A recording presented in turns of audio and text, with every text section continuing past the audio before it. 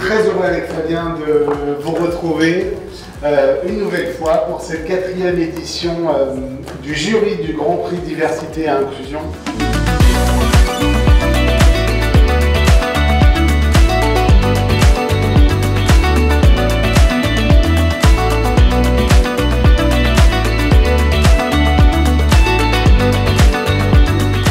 Donc en fait, vous voyez, ce prix, ça nous a obligés à nous remettre à restaffer l'équipe et à tout reprocesser parce qu'on a changé d'échelle en fait.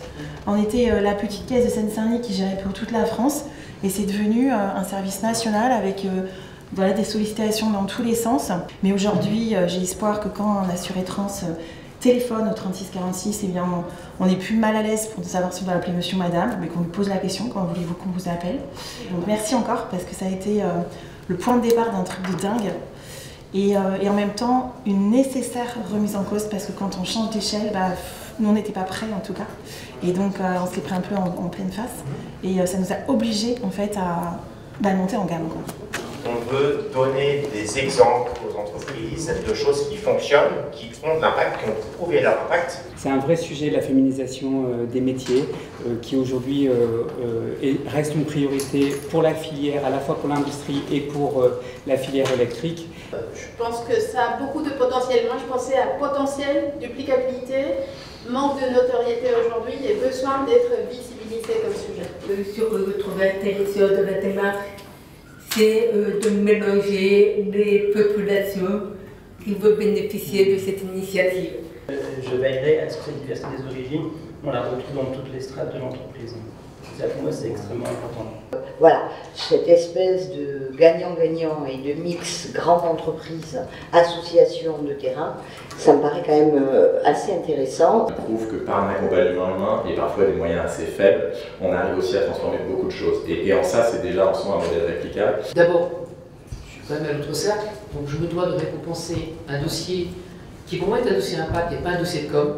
Donc l'idée vraiment d'aller sur le territoire, de faire société, de vivre ensemble avec cette approche globale d'inclusion, de mise en réseau, moi je trouve que dans un monde où on est en permanente opposition, le fait de faire société c'est extrêmement important. Vraiment je trouve que tout ça, il faut quand même prendre 5 minutes pour se dire bravo, parce que les entreprises n'ont pas lâché, les entreprises ont continué.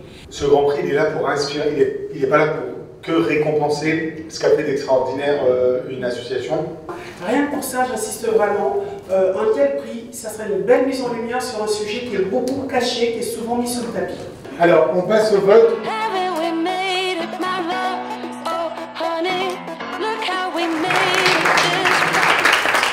Alors je dois dire que les débats auxquels on a assisté aujourd'hui en direct de la Maison de la Radio ont été très intenses, peut-être les plus intenses qu'on ait jamais connus, mais parce que aussi le niveau était très élevé, ça s'est joué parfois à une voix près. Eh bien c'était très chaud en fait, c'est le mot qui me vient à l'esprit, donc très intéressant, j'ai été agréablement surpris de voir la diversité d'opinions, ça tombe bien pour un prix sur la diversité. Alors là cette année, encore plus de projets vraiment intéressants, ça a été très chaud le jury. Mais vraiment très chaud. J'ai rarement eu autant de débats, même de tensions dans un jury de concours. Donc vraiment bravo à tous les lauréats, bravo à tous les candidats. Et y compris pour le Grand Prix à la fin, c'était très compliqué parce que même avec des dimensions très différentes, il y avait des sujets.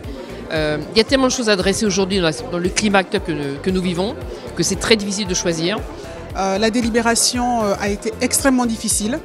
Et si on avait pu donner un prix à chacun, je pense qu'on l'aurait fait, tant la qualité était au rendez-vous. Alors il y a eu de la passion, il y a eu de l'énergie, du challenge, du débat. Et chacun a donné son point de vue, a voulu défendre son Grand Prix. Ce qu'il faut quand même souligner au-delà des débats, etc., c'est vraiment l'engagement des femmes et des hommes derrière toutes ces initiatives qui est vraiment remarquable. Parce qu'on a vu une diversité de sujets, pas toujours les mêmes sujets liés à l'égalité de genre, liés au handicap. On a vu d'autres thématiques extrêmement intéressantes et ça au travers de dossiers très qualitatifs, peu importe la taille de l'entreprise, des associations, collectivités publiques. Il y avait vraiment une richesse des dossiers qui a rendu les choix encore plus compliqués, les débats encore plus riches. Et la force du prix, c'est aussi cette capacité à confronter des points de vue pour faire émerger un avis, un projet, pour valoriser ce qui est fait et pouvoir faire changer les choses en inspirant les autres collectifs. Tous ceux qui ne repartiront pas avec un prix ce soir, sachez qu'il y a eu beaucoup de débats sur tous les projets.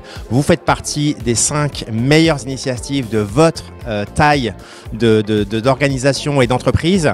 Donc vous faites déjà partie des meilleurs et on encourage vraiment aussi toutes les entreprises et les organisations qui nous regardent à aller télécharger, à aller regarder tous les projets, pas seulement les finalistes. Il y a beaucoup de choses à en apprendre, beaucoup de choses à dupliquer. Et pour ça, bravo à toutes et à tous.